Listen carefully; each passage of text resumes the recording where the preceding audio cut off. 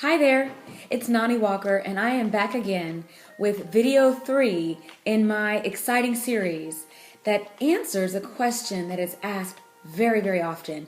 Typically, we ask this question at the beginning of the year. I think that we do again in the spring as well as in the summer when we're trying to look and feel a certain way. And that question is, how can I lose weight? But a part B and a part C to that question is, why is it perceived to be so challenging to lose weight? And how can I make healthier lifestyle changes so that this can last and not just be for the short term? You see, too often we try different things for the short term. I want to lose 20 pounds by the time the family reunion comes around. Hey, I want to get into my bikini for that cruise, so I'm going to do a crash diet to lose 30 pounds. Or my high school reunion is coming up and I've got to look the way that I did in high school. So let me just do a crash diet real quick and I can look really good for that. Well, these are reasons that are related to the short term. When we talk about losing weight and then extending that to making healthy lifestyle changes, those changes are permanent, they're ongoing, they are consistent, okay? So that we can reach a state of wellness and an ongoing state of wellness. You see, the aim, sometimes it's pretty good to set a goal, a short-term goal. I want to lose this much weight by this date. But really digging a little bit deeper to figure out why are you wanting to lose weight and what should be the long-term goals in losing weight. Because that then will transfer into making healthy lifestyle changes that are going to last longer than that month to 2 to 3 months.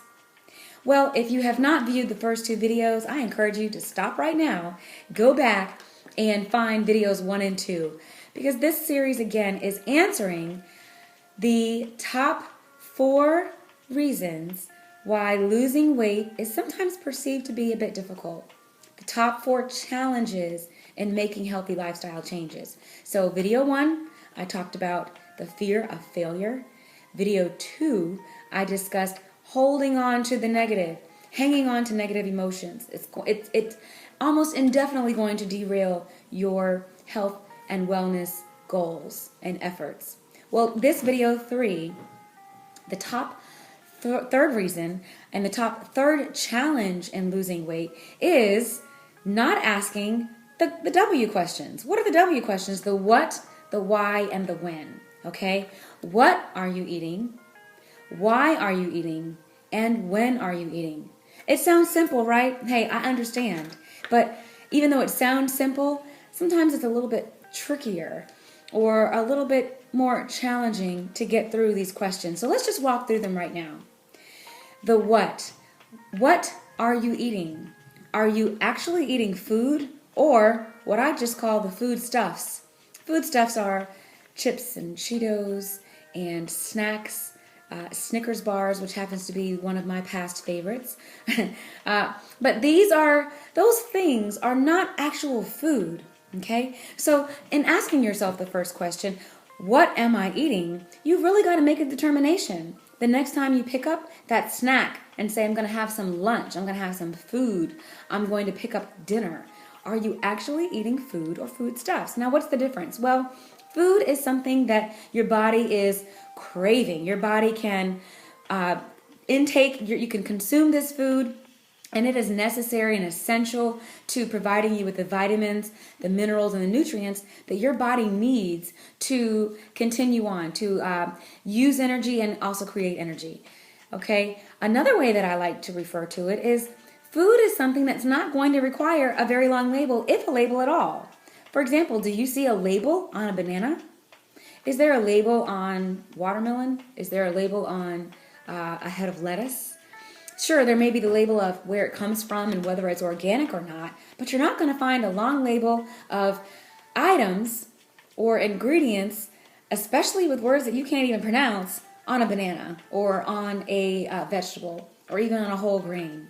So if we really want to be specific, real food is fruits, vegetables, whole grains, your nuts, okay? If we really want to be specific and we really want to narrow down what are you eating and what can you eat, that is real food. Now, the items that you find at the local grocery store where the label is, this long, it's got 15 different ingredients and half the words you can't pronounce. Again, that's been commercially manufactured. It's been processed.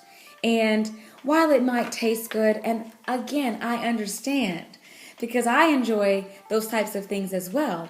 And so while it might taste good and it may even fill you up, it's something that's been commercially manufactured in a factory.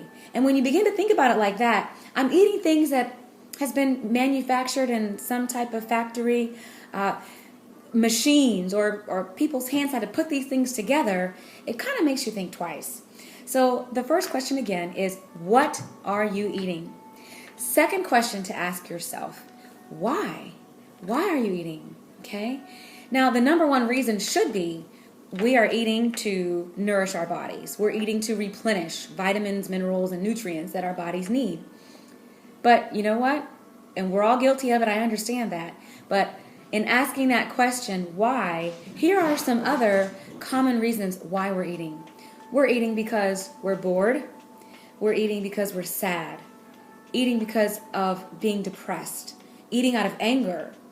Okay? Also, in a social environment, you go out to dinner with friends, and so then you're eating and consuming a lot more because, why? You're with friends and everybody else is eating as well. So in the first question, looking at what are you eating, and the second question, looking at why, we are over halfway there in terms of determining some of the reasons why you may not be losing the weight that you want to lose, okay? Because you're not asking yourself those questions. So the third question, the when. When are you eating? This is very similar to why, but it's a little bit different because we've got to look at the times of day that we're eating, okay? First thing in the morning is really not recommended, first thing in the morning. I have done my research on this, and most doctors and holistic healthcare practitioners, they recommend at least waiting a full hour in between the time that you wake up and the time that you have your first meal. Why? Because your body is coming out of the fasting mode. As we're sleeping, that's a form of fasting. Your body is going through and kind of like a natural detox, a natural cleansing process as you sleep to replenish yourself. So when you wake up, if you wake up at 6:30 and you're going to eat toast and eggs and grits at 6:45, you're crashing your body, okay? And you're interrupting its natural process and waking up and finishing out the fast for the night. So I do recommend drinking a full glass of water, or even 2 or 3, but really a full glass of water upon first waking, and then trying to wait at least an hour to have your first meal. And your first meal of the day should be something light, a piece of fruit, oatmeal, just something light, yogurt. But looking at when, so that's looking at first thing in the morning, not really a good idea. At least try to wait a good hour. And of course, eating late at night, okay? If your bedtime is around 11 o'clock and you're eating something at 10:30 that's not water, that's not really a great time to eat. And when you get ready to reach for that snack or that full meal that late, ask yourself, okay, the 3 W's, the why, the what, and the when. When am I eating? Oh, I'm eating too close to bedtime. This is not good for me. Because you're putting food into your body, or foodstuffs, that your body's not going to have time to fully process and digest and, get rid of the bad stuff and keep the good stuff before then you go lay down for 6 to 7 to 8 hours that night. So looking at the when is very, very important. Let's recap. Why are you eating? When and what? The what, the when, and the why. Ask yourself the 3 W's. And that is going to give you some of the biggest clues into why you may not be losing the weight or making the healthy lifestyle changes that you desire. Okay. Again, so these are just little tidbits of what I offer through my company, The Walker Exchange.